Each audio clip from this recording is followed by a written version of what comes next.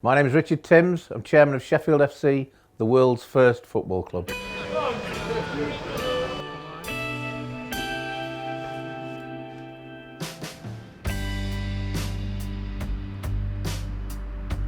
Being the world's first football club means that we have the global audience. I've played against Inter Milan, Ajax, we've been all over the world, invited out to play against other teams, and no other non-league football club can vouch for that. Everyone in the area is very passionate about the club. When I first walked through the doors, 12, 13 years ago as a player, you know there's something special here. Thank you very much. Sing me out laughing. I can't think it's just sing me out laughing.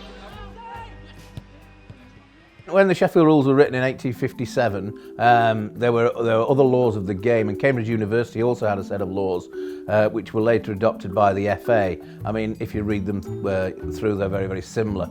But in the Sheffield rules, number 1, it says we shall kick off from the middle, which obviously is exactly the same as today. Each team shall play with a red cap or a blue cap, which of course, when there were no kits, is the forerunner of kits. And we have a newspaper report from 1863 that said Sheffield shall play by 11. Little old Sheffield FC, some guys might have played for it, but really the city has been obsessed with Sheffield Wednesday and Sheffield United. And I thought, there is a Premier League that's now the biggest league in the world, awash with money, and it all started with this tiny little football club with one team. And I really thought there has to be more to it than that. I'm from Sheffield, and I was brought up in Dronfield, where our home is at the moment. To manage the world's first football club and to kind of be in the history books for that is a very, very proud time for me. It is an honour, like I say, every time I pull that shirt on. I run through a brick wall for the manager, and that's what it's about, and I enjoy it. It's it's a part-time job, but it's run very professionally. We train hard, we train how we want to play, and that's how I've been ever since I signed for the club 12 years ago. We have a unique brand, a USP that can translate all over the world. I get a lot of social media messages from the international players or international fans, players that were wanting to come from all over the world, from Brazil, to the US, to Canada, and they want to play games and they want to play for the club. It's part of everybody's history. We're looking for links to tell the story. Our values are about integrity, respect and community, and respecting the heritage and history of the game. To do that, we need relationships, we need contacts. So we've got a project called the Club of Pioneers, where we're going around the world to meet the pioneer from every country. That brings not the rich and famous, but the people that count, the people that matter, the people that invented the game within their countries. That's massively important to us. So we've got Genoa in Italy, probably one of our first pioneers, started by Englishmen. I went round at Genoa Stadium when we inducted them into the Hall of Pioneers, and they were all singing Rule Britannia.